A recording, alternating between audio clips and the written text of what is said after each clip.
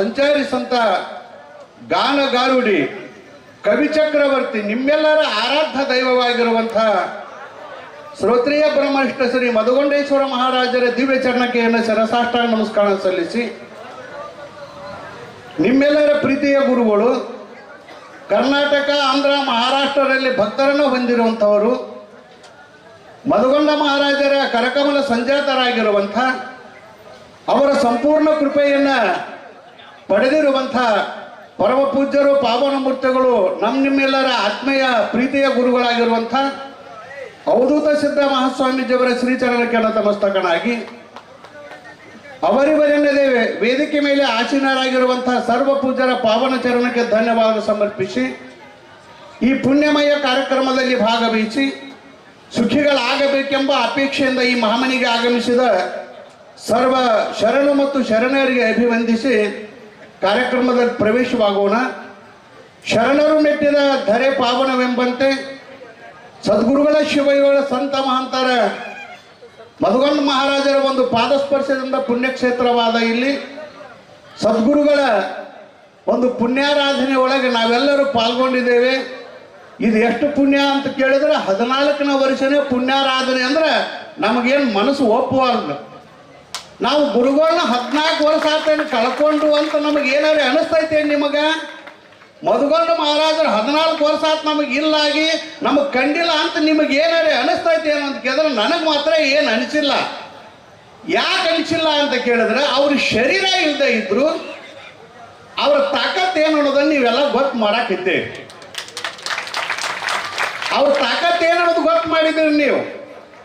ಈಗ ನಾವು ಎಲ್ಲ ಒಂದು ಮೊಬೈಲ್ದಾಗ ನೋಡ್ತೀವಿ, ಎಲ್ಲಿ ನೋಡಿದ್ರು ಅವ್ರು ಹಾಡಿದ್ದ ಹಾಡ, ನಿನ್ನೆ ಅವ್ರ ಮಾತು ಕೇಳಿ, ಅವ್ರು ಹಾಡಿದ್ದ ಹಾಡ, ಅವ್ರು ಮಾತಾಡಿದ್ದ ವೇದ, ಸಹಜವಾಗಿ ಅವ್ರು ಮಾತಾಡ್ತಾರೆ, ಸಹಜವಾಗಿ ಮಾತಾಡಿದ ಮಾತುಗಳು.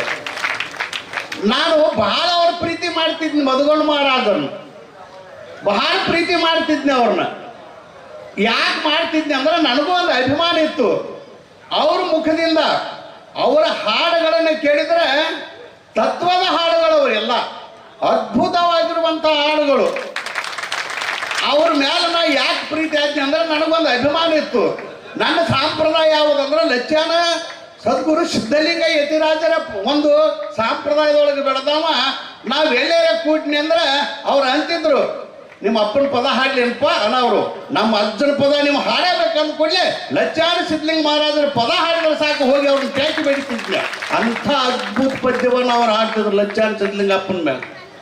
ಅವ್ರಿಗೆ ಅಭಿಮಾನ ಇತ್ತು. ಅದು ಲಚ್ಚಾನ ಸಿದ್ಧಲಿಂಗಪ್ಪ ಬ್ಯಾರೆ ಅಲ್ಲ, ಅಮೋಘ ಸಿದ್ಧ ಬ್ಯಾರೆ ಅಲ್ಲ ಅಂತೇಳಿ ಅವ್ರಿಗೆ ಒಂದು ಅಭಿಮಾನ ಇತ್ತು ಅಂತ ಹೇಳಿ ಅವ್ರು ನಿತ್ತಲ್ಲೇ ಕವಿ ಕಟ್ಟುವಂಥ ಅಪಾರವಾಗಿ ಶಕ್ತಿ ಇತ್ತು. ಅವರು ಬಂದ ನನಗೆ ಹೇಳಿದ್ರು, ಅವರು ಅದು ಆಶಕತೆ ಇರಲಿಲ್ಲ. ನಿಮ್ಮ ಗುರುಗಳು ಸಿದ್ಧಲಿಂಗ ಮಹಾರಾಜರದಾರ, ಅವ್ರ ಗ್ರಂಥ ಕೊಡಪ್ಪ, ನಾ ಹಾಡ ಬರೀತಾನೆ ಅಂತಿದ್ರು. ಅವ್ರಿಗೆ ನಮಗೆ ಅದು ಆಗಲಿಲ್ಲ.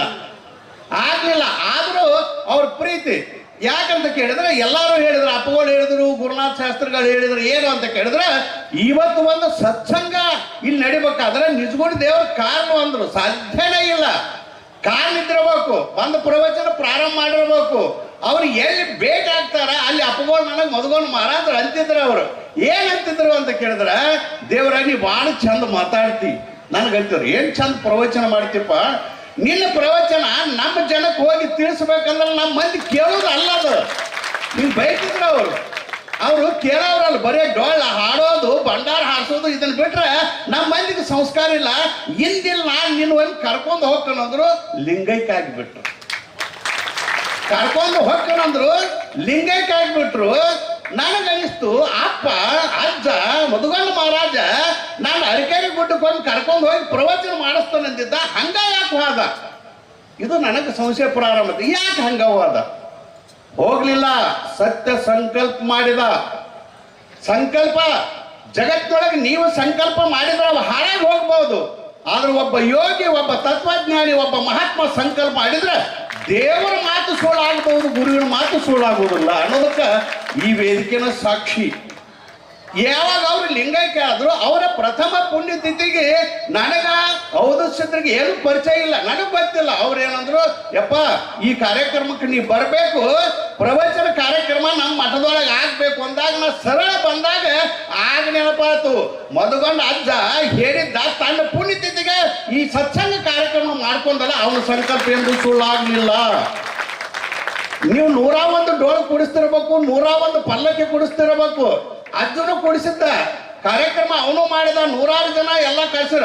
ಆದ್ರೆ 101 ಜನ ಮಹಾತ್ಮರನ್ನ ಕರೆಸಿದ್ದೆಲ್ಲ ಸಂಕಲ್ಪ ಮಾಡಿದ್ದ, ಅದನ್ನ ಅವಧೂತ ಸಿದ್ಧರು ನಡೆಸಿಕೊಟ್ರು. ಒಬ್ಬ ಸ್ವಾಮಿ ಸಿಗಬೇಕಾದ್ರೆ ಅಷ್ಟೇನು ಸರಳ ಇಲ್ಲ. ಒಬ್ಬ ಸ್ವಾಮಿ, ಒಬ್ಬ ಮಹಾತ್ಮ, ಒಬ್ಬ ಶಿವಯೋಗಿ ಬರ್ಬೇಕಾದ್ರೆ ಅಷ್ಟು ಸರಳ ಇಲ್ಲ. ಒಬ್ಬ ಸ್ವಾಮಿನ ಕರಿಬೇಕಾದ್ರೆ 20 ಸಲ ಎಡ್ತಾಕಿ ಹೋಗಿ ಅವ್ರಿಗೆ ಆಮಂತ್ರಣ ಕೊಟ್ಟಾಗ ಎಂದು ಬರ್ತೀರಪ್ಪ ಅಂತ ಕೇಳ್ತೀವ. ಇವತ್ತು ಬಂದು ಒಂದೇ ವೇದಿಕೆ ಮ್ಯಾಲ 50 ಜನ ಮಹಾತ್ಮರು. ಅದು ನಾಳೆ ಬೆಳಗಾದ್ರೆ ಅಮಾವಾಸ್ಯೆ ಐತಿ, ಯಾವ ಸ್ವಾಮಿನೂ ಬರುದಿಲ್ಲ. ಬೆಳಗಾದ್ರೆ ಇನ್ನು ಬೆಳತನ ಹೋಗ್ಬೇಕು. ನಾವು 5-6 ತಾಸಿನ ಹಾಗೆ ನಮಗೂ ಬೆಳಗಾದ ಕೂಡ ಜಳಕ ಮಾಡಬೇಕು, ವೇದಿಕೆ ಮೇಲೆ ಕುಂಡಿರ್ಬೇಕು. ಆದ್ರೆ ಯಾಕೆ ಬರ್ಬೇಕು ಅಂದ್ರೆ ಅವಧೂತ ಮಹಾರಾಜರ ಒಂದು ಪ್ರೀತಿ, ಮಧುಗೊಂಡ ಮಹಾರಾಜರ ಒಂದು ಸತ್ಯ ಸಂಕಲ್ಪ ಇಲ್ಲಿ ತಂದು ಬಿಡ್ತದೆ ನೆನ್ಪಿಟ್ಬೋದು. ಅದಕ್ಕೆ ಹೇಳಿದ್ರು ಅವರು, ಎಲ್ಲ ಸ್ವಾಮಿಗಳು ಹೇಳಿದ್ರು, ಬಂಗಾರ ಬಾಳ ಬರಾಕೈತಿ. ಅವಧೂತ ಸಿದ್ಧ ಮಹಾರಾಜರಿಗೆ ಬಂಗಾರ ಬಾಳ ಬರಾಕೈತಿ, ಬಂಗಾರ ಕೊಡಾಕೈತ್ಯಾರ. ಏನ್ ದೊಡ್ಡ ಮಾತಾಡಿ ಇವ್ರು ಕೊಡೋದು. ನೀವೇನು ಅವ್ರಿಗೆ ಬಂಗಾರ ಕೊಡೋದೇನು ದೊಡ್ಡ ಮಾತಲ್ಲ, 50 ಲಕ್ಷ ಕೊಡೋದೇನು ದೊಡ್ಡ ಮಾತಲ್ಲ, 10 ಲಕ್ಷ ಕೊಡೋದೇನು ದೊಡ್ಡ ಮಾತಲ್ಲ. ಯಾಕಂದ್ರೆ ಆ ಮಧುಗೊಂಡ ಮಹಾರಾಜ ನಿಮ್ಮ ಜೀವನನ ಬಂಗಾರ ಮಾಡ್ಯಾನಲ್ರಿ, ಆ ಬಂಗಾರ ತಂದು ಕೊಡೋದು ಏನು ದೊಡ್ಡ ಮಾತು. ನೀವು ನಿಮ್ಮ ಜೀವನ ಬಂಗಾರ ಮಾಡ್ಯಾನ. ಇಳಿದ್ರೆ ನೀವು ಹಾಲು ಮತದವ್ರು ಎಲ್ಲಿ ಇರ್ತಿದ್ರು ಅನ್ನೋದು ನೀವು ಅರ್ಥ ಮಾಡ್ಕೋರಿ. ಮಧುಗೊಂಡ ಮಹಾರಾಜರ ಜನಕಲ ಹುಟ್ಟದೇ ಇದ್ರೆ ನೀವು ಎಲ್ಲಿ ಇರ್ತಿದ್ರಿ, ನೀವು ಏನೇನು ಮಾಡ್ತಿದ್ರಿ? ಹಳ್ಳಿಗೆ ಸಂಚಾರ ಮಾಡಿದ ಒಬ್ಬ ಸನ್ಯಾಸಿಯಾಗಿ, ಒಬ್ಬ ಮಹಾತ್ಮ ಆಗಿ ಹಳ್ಳಿಗೆ ಸಂಚಾರ ಮಾಡಿದ, ಮನೆಗೆ ಸಂಚಾರ ಮಾಡಿದ, ಹೋಗಿ ತನ್ನ ಅಪ್ಪನ ವರ್ಣನ ಮಾಡಿದ, ಕವಿ ಆದ. ಹಾಲು ಮತದ ತಾಕತ್ ಏನು ಅನ್ನೋದನ್ನ ತಿಳಿಸ್ಕೊಟ್ಟವ್ ಯಾರಿದ್ರು, ಅದು ಮಧುಗೊಂಡ ಮಹಾರಾಜರು. ನೆನ್ಪಿಟ್ಟುಕೋದ ಆ ಪುಣ್ಯಾತ್ಮ ಒಬ್ಬ ಹುಟ್ಟದೇ ಇದ್ರ, ಜಗದ್ಗುರು ಸಿದ್ಧಾರೂಢ ಹುಟ್ಟದೇ ಇದ್ರೆ ಅದ್ವೈತ ಶಾಸ್ತ್ರ ನಮ್ಮ ಕರ್ನಾಟಕ ಒಳಗೆ ಬರ್ತಿದ್ದಿಲ್ಲ. ಮಧುಗೊಂಡ ಮಹಾರಾಜರ ಹುಟ್ಟದೇ ಇದ್ರೆ ಹಾಲು ಮತದೊಳಗೆ ಶಾಸ್ತ್ರ ಪುರಾಣ ಅದರ ಅರ್ಥನೇ ನಿಮಗೆ ಆಗ್ತಿದ್ದಿಲ್ಲ. ಅದಕ್ಕಾಗಿ ಆ ಪುಣ್ಯಾತ್ಮ ಹುಟ್ಟ್ಯಾನ, ಅವ್ನು ನಿಮಗೆ ಬೆಳೆಸ್ಯಾನ. ಮನಿ ಒಳಗೆ ಏನು ಅಂತ ಕೇಳಿದ್ರೆ ಅಧ್ಯಾತ್ಮವನ್ನು ತುಂಬುವಂತ ಪದ್ಯಗಳು. ಅವ್ರು ಸತ್ಸಂಗ ಮಾಡಿಲ್ಲ ಅಟ್ಟ, ಅವ್ರ ಪದ್ಯದೊಳಗೆ ಅರ್ಥ ಶಿಶುನಾಳ ಶನಿಪದ್ದನ ಪದ ಇದ್ದಂಗ ಅದಾವು, ಕಡ್ಕೋಳ ಮಡಿವಾಳಪ್ಪನ ಪದ ಇದ್ದಂಗ ಅದಾವು, ನಿಜಗುಣರ ಸಾಹಿತ್ಯದ ಸಾರಾಂಶ ತಿಳಿಸುವಂತ ಒಂದೊಂದು ಪದ್ಯ ಅದಾವ. ಅವರು ಏನು ಅದ್ಭುತ ಪದ್ಯ ಅದಾವ್ರಿ. ಅಂಥ ಪದ್ಯ ಎಲ್ಲರ ಮನುಷ್ಯನೊಳಗೆ ಉಳಿಯುವಂಥ ಪದ್ಯಗಳದಾವ್ರಿ. ಅವು ಕೇಳಿ ಬಿಡುವಂಥವಲ್ಲ, ಎಲ್ಲರ ಮನುಷ್ಯನೊಳಗೆ ಉಳಿದ ಮನೆ ಒಳಗೆ ಸಂಸ್ಕಾರ ಬರುವಂಥ ಪದ್ಯ ಅದಾವ. ಆದ್ರೆ ನೀವು ಲೆಕ್ಕ ಹಾಕ್ರಿ, ಹಾಲು ಮತದವ್ರ ಲೆಕ್ಕ ಹಾಕ್ರಿ. ಇವತ್ತು ನಾ ದಾಟ್ಯಾಗ ಮಾತಾಡ್ಕೊತ ಬಂದಿದ್ದಲ್ಲ, ನಾನು ಉಡಲ್ ಅದಾರ, ಅವರು ಇದ್ರು ಶರಣರು, ನಮ್ಮ ಅಪ್ಪಗಳು ಬೀರು ಸಿದ್ದೇಶ್ವರ ಸ್ವಾಮಿಗಳು ಎಲ್ಲ ಅದಾರ, ಅವರು ಬಿಳಿ ಆಳಿಸಿದ್ದದು. ಆದ್ರೆ ಈಗ ಏನಾಗೈತಿ ಪರಿಸ್ಥಿತಿ ಅಂದ್ರೆ ನೀವ್ಯಾರು ಸಿಟ್ಟಿಗೆ ಬರಬೇಡ್ರಿ. ನಮ್ಮ ಅಪ್ಪ ಬರದಂತ ಬಂಗಾರದಂತ ನಿಮ್ಮ ಜೀವನವನ್ನ ಬಾಳನ್ನ ಬಂಗಾರ ಮಾಡುವಂತ ಪದ ಬರೆದಿಟ್ಟಾನ. ಅವ್ರು ಬಿಡ್ತೀರಿ, ಎಂತ ಹಲಗಾಟ ಪದ ಹಾಡ್ತೀರಿ, ಅದು ನಿಮ್ಮ ಹಾಲು ಮತದಕ್ಕೆ ಯೋಗ್ಯ ಅಲ್ಲ ಅಂತ ಈ ಸಭಾದಾಗ ನಾವು ಹೇಳ್ತೇವೆ. ಆಗ ನಿಮ್ಮ ಕರ್ತವ್ಯ ಅಲ್ಲ ಅದು. ಸಿಟ್ಟಿಗೆ ಬರ್ಬೇಕ, ಮುಂದಿನ ವರ್ಷ ನಾನು ಕರೆಸೋದು ಬಿಡಬೇಕ. ಅವ್ರು ಪದ ಹಾಡ್ರಿ, ಕನಕದಾಸನ ಪದ ಹಾಡ್ರಿ. ನಿಮ್ಗೆ ಸಂಸ್ಕಾರ ಬೇಕಾಗೈತಿ, ನಿಮ್ಮ ಜೀವನ ಪಾವನ ಆಗ್ಬೇಕಾಗೈತಿ, ನಿಮ್ಮ ಮನಿತನ ಶುದ್ಧ ಆಗ್ಬೇಕಾಗ್ಯದಾವ್. ಅದನ್ನ ಬಿಡ್ತೀರಿ, ತಲೆ ಕೆಡಿಸುವಂತ, ಮನಸ್ಸು ಕೆಡಿಸುವಂತ ಪದ ಹಾಡಿ ನೀವು ಹಾಲು ಮತದಕ್ಕೆ ಅಪಮಾನ ಮಾಡುವಂತ ಕೆಲಸ ಮಾಡಕೈತೇರಿ. ಮಧುಗೊಂಡ ಮಹಾರಾಜರಿಗೆ ಅಪಮಾನ ಮಾಡಬೇಡ್ರಿ.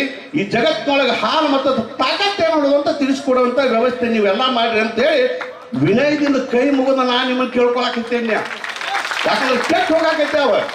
ಈ ಡೊಳ್ಳೆಯವ್ರು ಹಂಗ ಮಾಡಾಕೈತೇರಿ. ನಮ್ಮ ಬಸನಾದ ಮಂದಿನು ಏನ್ರಿ ಇದು, ಏನ್ರಿ ಬಸನಾದ ಪದಗಳು ಹಾಡಾಕೈತೇರಿ, ಏನ್ರಿ ಅಶ್ಲೀಲ ಪದಗಳು ಅಲ್ಲೆಲ್ಲ ಮಠ ಮಂದಿರಗಳು ಆಗೋದೇ ಅದಕ್ರಿ. ಆ ಪುಣ್ಯಾತ್ಮ ಮಧುಗೊಂಡ ಮಹಾರಾಜನ ಮನೆ ಎದಕ್ಕೆ ತಿರ್ಗಾಡಿದ, ಇಂಥವ್ರು ಕಲ್ಸಕ್ಕೆ ತಿರ್ಗಾಡಿಲ್ಲವ. ಸತ್ಯ, ಜ್ಞಾನ, ಭಕ್ತಿ, ವೈರಾಗ್ಯ ತಿಳಿಸ್ಕೊಡೋ ಸಲುವಾಗಿ ಆಗ್ಬೇಕಾಗ್ಯದ. ಅದಕ್ಕಾಗಿ ಪುಣ್ಯಾತ್ಮರ ದಯವಿಟ್ಟು ಅವನ ಅಪಮಾನ ಮಾಡುವಂಥ ವ್ಯವಸ್ಥೆ ಮಾಡಬೇಡ್ರಿ. ಅವ್ನು ಬರ್ದದ ಪದ ಒಂದೊಂದು ಅಂದ್ರೆ ನಿಮ್ಮ ಊರಲ್ಲ, ನಿಮ್ಮ ಜನ್ಮನ ಸಾರ್ಥಕ ಆಗುವಂಥ ಪದ್ಯಗಳನ್ನು ಬರ್ದಾನ ಪುಣ್ಯಾತ್ಮ. ಅದಕ್ಕಾಗಿ ನೀವೆಲ್ಲರೂ ಅಂಥದ್ದು ಮಾಡ್ರಿ. ಅದಕ್ಕೆ ಹೇಳಿದರು ಅಪ್ಪಗಳು, ಹೇಳಿದ್ರು ಯಾರೆಲ್ಲೋ ಹೇಳಿದ್ರು, ನಮ್ಮ ಅಪ್ಪಗೆ ಬಂಗಾರ ಭಾಳ ಬರಾಕೈತೈತಿ, ಆ ಬಂಗಾರ ತೆಗದ ಶಿಖರ ಕಟ್ಟಾಕೈತ್ಯಾರು, ಇನ್ನು ಏನೇನೋ ಬರ್ದಾರ ಇದ್ರಾಗ, ಸಿದ್ಧರತ್ನ ಕಲ್ಯಾಣ ಮಂಟಪ ಕಟ್ಟಾಕೈತ್ಯಾರು. ಇದೇನು ದೊಡ್ಡ ಮಾತಲ್ಲ. ನಾ ಅವಧೂತ ಮಹಾರಾಜರಿಗೆ ಹೇಳೇನ್ಯ, ಅದ್ರ ಬಗ್ಗೆ ಚಿಂತೆ ಮಾಡಬೇಡ್ರಿ ನೀವು. ಅದ್ರ ಬಗ್ಗೆ ಚಿಂತೆ ಮಾಡಬೇಡ್ರಿ. ಈ ಶಿಖರ ಆಗೋದು ಏನು ದೊಡ್ಡ ಮಾತತ್ತ, ಈ ಶಿಖರ ಆಗೋದು ಏನು ದೊಡ್ಡ ಮಾತು. ಯಾರು ಪುಣ್ಯಾತ್ಮ 21 ಲಕ್ಷ ರೂಪಾಯಿ ನಿಮ್ಮ ಆ ಮನೆ ಒಳಗೆ ಹುಟ್ಟಿದ ಮಕ್ಕಳಿಗೆ 10 ಪೈಸಾ ಕೊಡಕ್ ಆಗುದಿಲ್ಲ. ಒಬ್ಬ ಗುರುವಿಗೆ 21 ಲಕ್ಷ ಕೊಟ್ಟು ಕಾರ್ ಕೊಡಿಸ್ತೀರಿ ಅಂದ್ರೆ ಏನ್ ದೊಡ್ಡ ಮಾತು. ಗುರುವಿನ ಸಂಕಲ್ಪ ಆಶೀರ್ವಾದ. ಒಂದ್ ತೊಲಿ ಬಂಗಾರ ಹಾಕಿ ಹೋಗ್ತೀರಿ, ಕಿಮ್ಮತ್ ಎಷ್ಟೈತಿ ಗೊತ್ತೈತೇನ? ಅವಳು ಮಗಗ ಪ್ರೀತಿ ಹ್ಯಾಂತಿಗೆ ಒಂದು 100 ರೂಪಾಯಿ ಕೊಡ್ಬೇಕಾದ್ರೆ ಎತ್ತರ ನೋಡ್ತೀರಿ.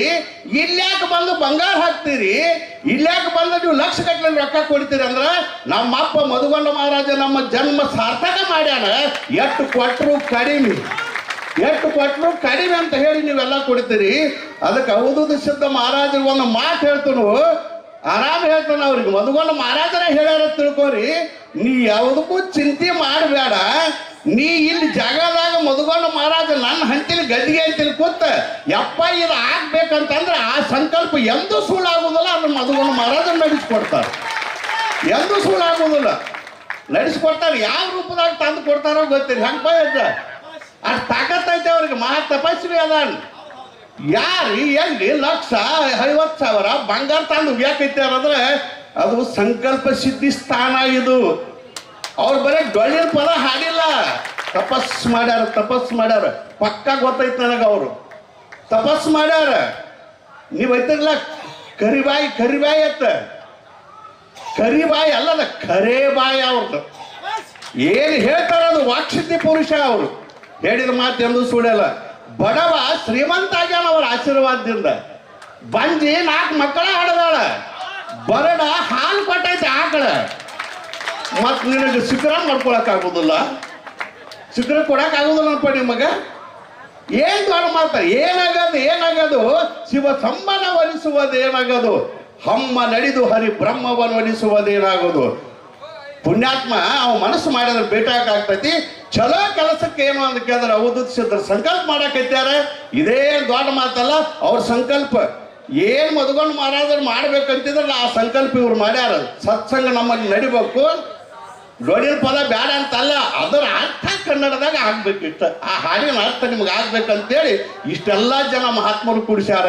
ಅವ್ರದ್ದು ಇನ್ನೊಂದು ಸಂಕಲ್ಪ ಐತಿ. ಸಂಕಲ್ಪ ಮಾಡ್ರಲ್ಲ ಆಗತ್ತೈತೆ, ಗ್ಯಾರಂಟಿ. ಅಮೋಘ ಸಿದ್ಧನ ಸಾಕ್ಷ್ಯ ಹೇಳ್ತಾನೆ ಆಕೈತಿ.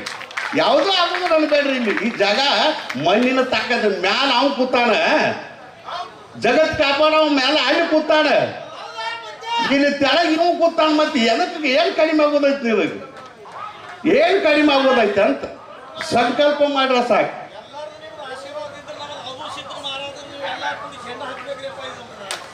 ಅಲ್ಲ ಅವಧೂತ ಸಿದ್ಧ ಮಹಾರಾಜ ಹುಟ್ಟಿದ ಅವನ ಆಶೀರ್ವಾದದೈತಿ. ನಾವ್ಯಾಕೆ ಆಶೀರ್ವಾದ ಮಾಡೋನು?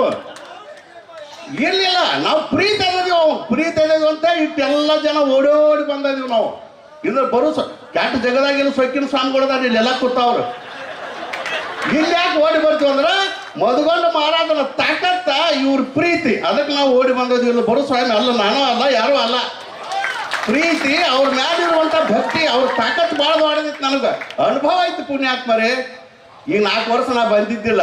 ಯಾಕಂದ್ರೆ ನನಗೆ ಆಪರೇಷನ್ ಆಗಿತ್ತು, ಹಾರ್ಟ್ ಆಪರೇಷನ್. ಎಷ್ಟು ಬ್ಲಾಕ್ ಗೊತ್ತಿದ್ರೆ ನಿಮ್ಗೆ ಆಶ್ಚರ್ಯ ಆಕೈತಿ. 7 ಬ್ಲಾಕ್ ಆಗಿದ್ದು ನಮಗೆ. ಡಾಕ್ಟರ್ಗೂ ಅಂಜಿಲ್ಲ, ಯಾರು ಆಪರೇಷನ್ ಆಗಿಬಿಡ್ತು. ಅದಕ್ಕೆ ನಾವು ಯಾಕಂದ್ರೆ ಇವು ಪುಣ್ಯಾತ್ಮ ಗಂಟೆ ಬೀಳ್ತಾನೆ, ಬಾ ಅಂತೆಲ್ಲ ಕರೆ ಬಿಡೋದು ರಾತ್ರಿ ಬಾರಾಕ್ ಬಿಡ್ತಾನೆ. ಇದಕ್ಕಾಗಿ ನಾ ಹಚ್ಚಿ ಬರವಾಲಾಗಿದ್ನಿ. ಈ ಸಲ ಬರಬೇಕ್ರಿ ಅಂದಾಗ ನಾವು ಓಡಿ ಬಂದೇನೆ. ಯಾಕಂದ್ರೆ ಅವ್ರ ಅಷ್ಟೇ ಪ್ರೀತಿ ಅಂತ ವ್ಯಕ್ತಿತ್ವತೆ. ಅದು ಏನ್ ಮಧುಗೊಂಡ ಮಹಾರಾಜರಲ್ಲ ಅದೇ ತದ್ರೂಪವಾಗಿ ಇಲ್ಲಿ ಬಂದ ನಮ್ಗೆ ಗೊತ್ತೈತಿ. ಏನ್ ಅದ್ರೊಳಗೆ 2 ಮಾತಿಲ್ಲ.